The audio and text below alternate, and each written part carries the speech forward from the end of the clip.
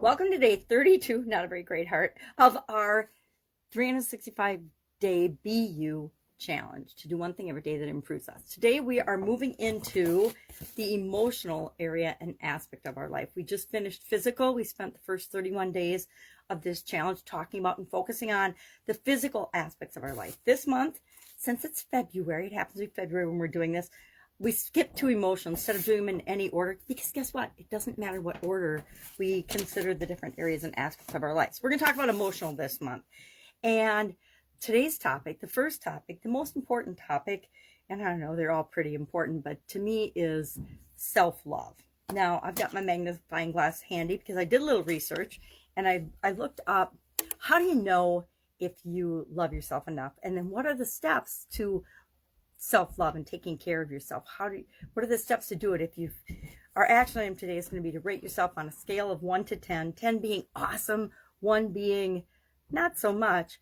How well and effectively do you love yourself? And so I will run through probably 30 different ways of knowing if you love yourself enough. Then we'll share a 13-step process that you can use to make sure that you're taking care of yourself and that you're following good self-love practices.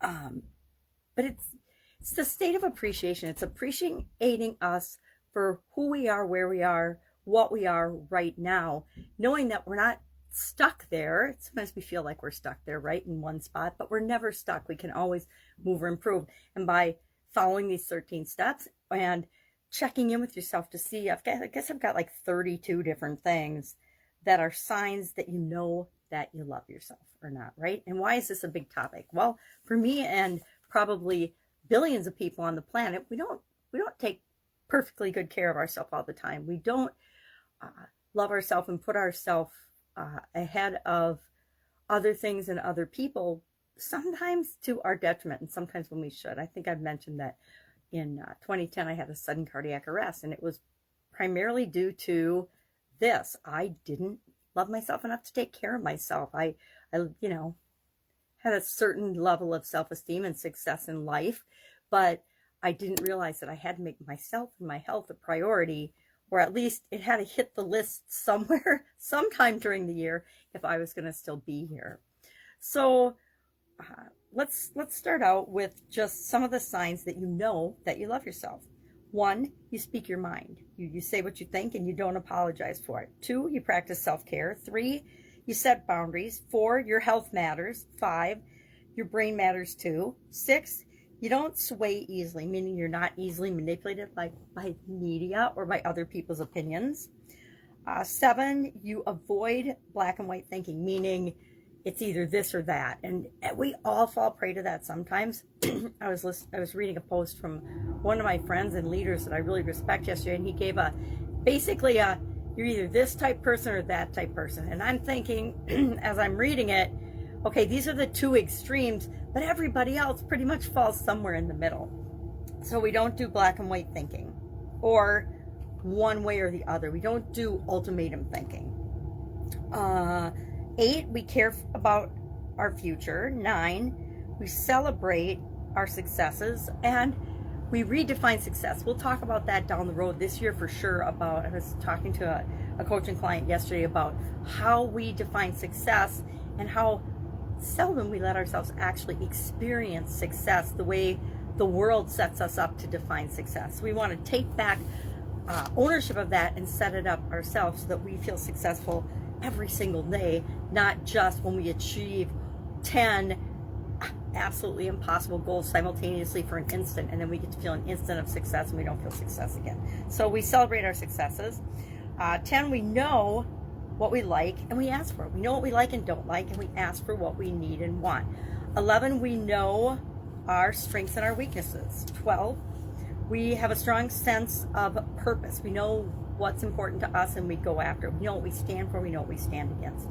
13, we have strong connections. We have relationships and connections to other people and other things, maybe different associations or things or groups that we affiliate with. 14, we enjoy feeling strong emotions, both good and bad, because we know that we live in this bipolar universe, polar universe, where the opposites exist, right? If there's good, there's bad. If there's high, there's low. If there's love, there's indifference is actually the opposite of love, but hate, whatever. If there's hot, there's cold. If there's high, there's low. There's good, there's bad, etc. Number 15, we listen to our body. Number 16, you trust your gut. In your intuition. Number 17, you're not defined by your looks.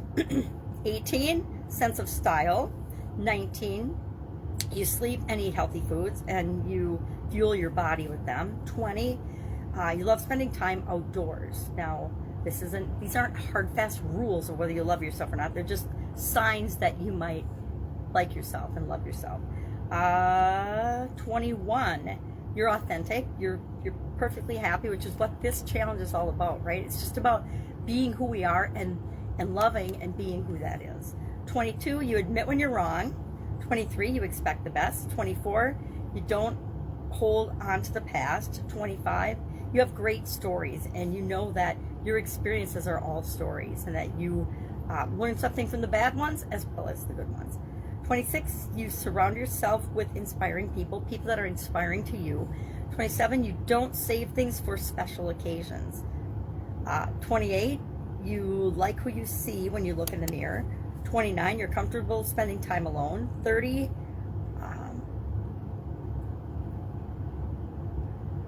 your negative voices are replaced by positive self-talk, affirmations, internal cheerleader type behavior, etc. 31, you're happy when others succeed. You're happy for other people. And 32, you know great things happen to you because you put positive energy out into the world. Now, this is just a list that I accumulated over time, and I will admit sometimes I'm guilty of not doing these things, as we all are. But it's just an idea and a litmus test to audit yourself against, do I show myself the love and appreciation that I am due? Because guess what? The old adage, you have to love yourself first, it's not just a made-up proverb or saying, it's the absolute truth. We can only give what we have to give to other people. So if we don't love ourselves, we don't have any love to give to other people. So we might think we're loving them, but we're actually selfishly withholding love in this weird dynamic. So that was a long list, but let's talk about what are the 13 steps to achieving self-love. Number 1, stop comparing yourself to others. Number 2, don't worry about others' opinions. 3, allow yourself to make mistakes. 4, remember your value doesn't lie in how your body looks. 5, don't be afraid to let go of toxic people. 6, process your fears. We all have fears, right? We're all afraid of something. I don't care what anybody says. Every single one of us are afraid of something. We're born afraid, right? We are born afraid of heights and falling and loud noises. That's it. Everything else we accumulate along the way with our experiences. 7, trust yourself to make good decisions for you. Know that you'll always do what's right for you at the time that you make a decision. 8, take opportunities life presents or create your own opportunities. Put yourself first. 9, 10, feel pain and joy as fully as you can. 11, exercise boldness in public. 12, see beauty in the simple things. 13, be kind to yourself. So those are just some steps to self-love, and they're simple and easy, right? Every one of these, every one of us can do and should do if we haven't already. So today, our action item, on a scale of 1 to 10, how much self-love do you exercise and feel toward yourself every single day? So when you wake up in the morning, what's the first thought that pops into your head? And then share one thing about you that's absolutely awesome. So share your number and then one thing about you that's absolutely awesome. And even if you rate yourself a 1, there's our infinite awesome things about you. So find one, pick it, and share it. It can be anyone. Anything that's just cool and special and awesome about you, that you love about you. Maybe you love your big toe on your left foot. Maybe you love your positive outlook on sports events, whatever it is. Pick something and share that. And remember that the most important emotion, since we're talking about emotions all month, is the love we feel toward ourselves, because that colors and impacts absolutely everything else on the planet. I'm thinking I might pull one of these random cards every month. Most of the emotion related cards from these different decks have to do with joy and happiness, right? Almost all of them. So I was going to match them up to the days that were topics that we're talking about, but instead of doing that, I think I'll just randomly pull one. And again, most of them are going to be about joy and happiness. Why? Because we need to feel joy and happiness in order to create what we want in the world, right? In order to get anything that we want in the world, in order to create more of what we want in the world. Otherwise, we just keep getting more of the same crap that we don't want. So today's is my love is limitless. My love is limitless. It absolutely positively is.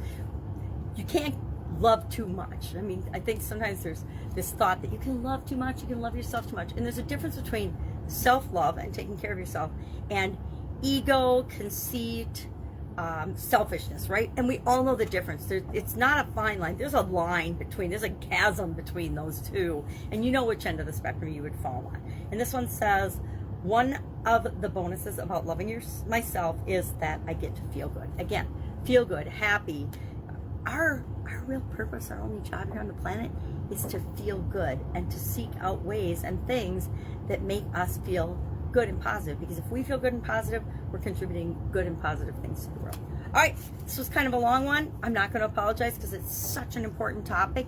Any questions, hit me up. Otherwise, I will be with you tomorrow for day 33 already of our BU 365-day challenge. We're going to do one thing every day this year that improves us. If you just listen to the topic and do the action item, I guarantee you will be transformed by the end of the year.